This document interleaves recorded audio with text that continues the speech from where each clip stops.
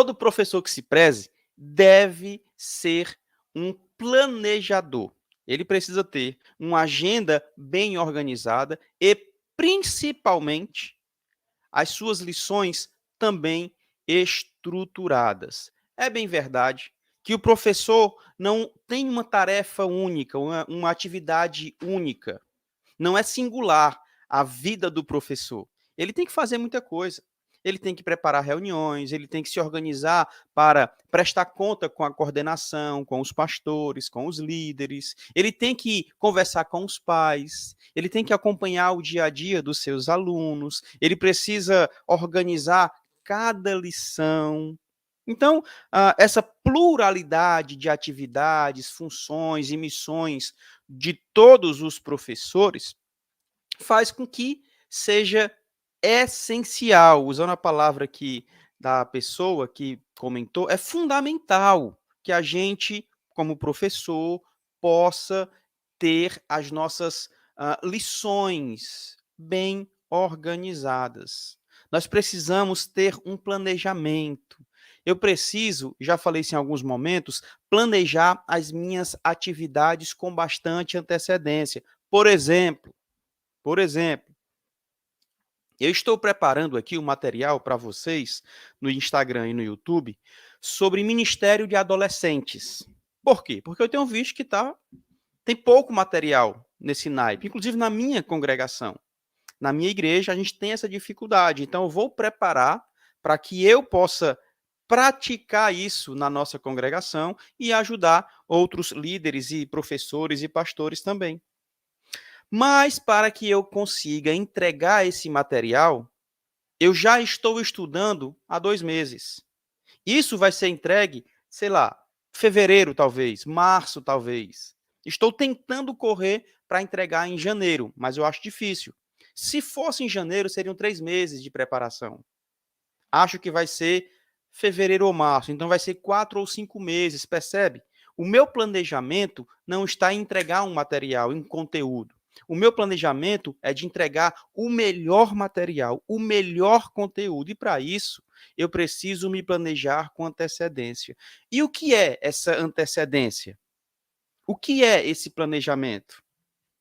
Primeiro, eu vou precisar definir quanto tempo eu vou ter. Um exemplo aqui, 2 meses de treinamento. Ok. Quantas vezes por semana vamos nos encontrar? Vamos nos encontrar todo sábado à tarde. Beleza. Então, em 2 meses, eu tenho 8 sábados. 4 e 4. Então, dentro disso, eu vou organizar o meu material, as minhas aulas, as minhas lições. Eu vou anotar as minhas atribuições. Escrevi tudo. Puf, tem que fazer tudo isso aqui. Agora, eu vou fazer um checklist de prioridades. Como assim, pastor? Tá, eu vou ter que preparar a aula 1, vou ter que preparar a aula 2, vou ter que preparar a aula 3. Em lista de prioridade, onde está no topo? Lógico que é a aula 1.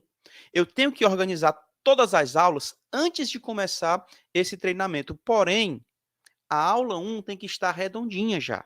Tem que estar toda pronta, com uma introdução bem feita, com ilustrações, caso seja necessário, com dinâmicas para que eu possa envolver os meus professores alunos, tá?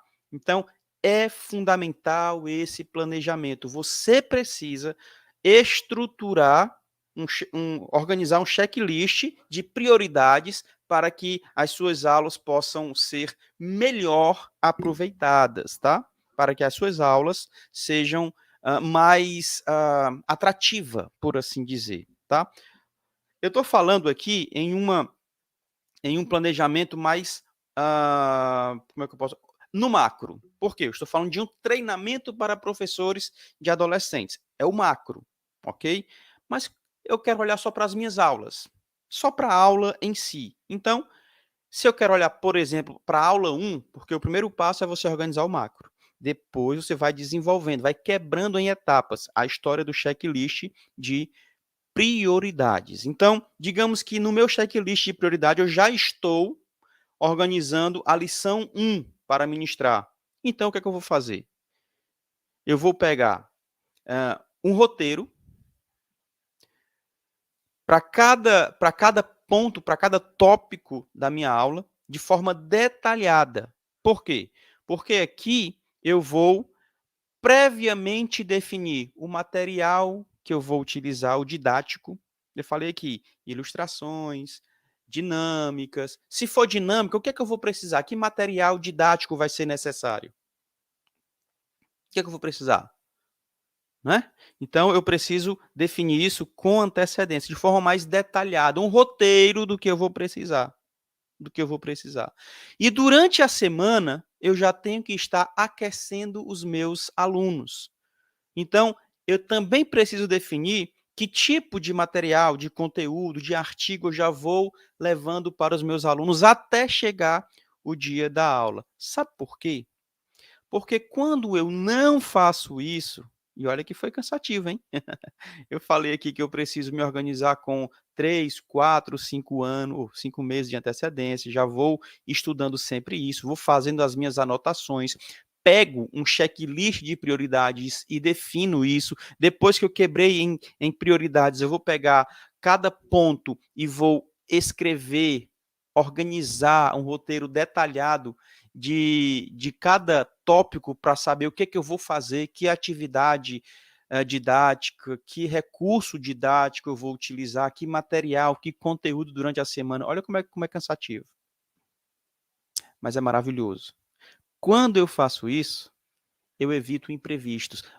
Evito não, eu já falei sobre isso também. Pelo menos eu diminuo os imprevistos, não é? Eu diminuo. Eu já estou preparado para quando algo de errado, ou errado não, mas fora da curva acontecer. Então é fundamental sim. O planejamento é fundamental para todo professor e professora de escola bíblica. É cansativo, pastor, mas é a nossa missão. Nós precisamos entender que a nossa jornada não é somente de tranquilidade. Quando eu olho para os meus alunos hoje, liderando os jovens, liderando o grupo pequeno, se preparando para o batismo, se preparando para a consagração de um ministério e alguns até pastores. Eu acho maravilhoso, isso é recompensador. O nosso Senhor Jesus deixou o exemplo, sim ou não? Foi difícil para ele essa jornada de 3 anos e meio? De perseguição, de calúnia? O Deus que se torna homem, foi fácil? Não, foi difícil. Mas para ele, salvar o homem perdido era necessário. E essa é a vontade dele. Ele está feliz, ele está satisfeito com o que ele fez. Deus se satisfez com o sacrifício de Jesus. Então, gente, se a gente entende que a nossa missão é louvar a glória de Deus através de nossas aulas, para que vidas sejam transformadas e adorem ao Senhor Jesus, todo esforço é válido. Todo esforço é válido. Eu escuto muito isso. Ah, não tenho tempo. Ah, não consigo planejar. Ah, não sei fazer minha aula. Escuto demais isso. Mas planejar é fundamental. É fundamental, tá bom? Inclusive, nesse checklist de prioridades, quando você diz eu não tenho tempo para fazer isso, a primeira coisa que vem na minha cabeça, e aí pode ser um julgamento já, a primeira coisa que vem na minha cabeça é você não está priorizando. É diferente. Quando você diz, eu não tenho tempo para me organizar. Não, você não está priorizando o seu planejamento. Você não está priorizando a sua aula. Sabe por quê? Porque você pode não ter tempo nenhum. Eu não tenho nem 1 minuto de sossego mais. Mas se alguma coisa grave aconteça com alguém ao seu redor, com alguém que você ama muito, e sei lá, precisa ir para um hospital, a primeira coisa que você vai fazer é encontrar tempo para ir visitá-lo ou visitá-la. Sabe por quê? Porque aquilo tornou-se uma prioridade. Então, tempo você tem. Tempo eu tenho. Eu posso usar essa desculpa. Quer dizer, não posso. Mas às vezes uso essa desculpa. Não deveria, mas uso. Não tenho tempo. Tenho. Pode não ser prioridade.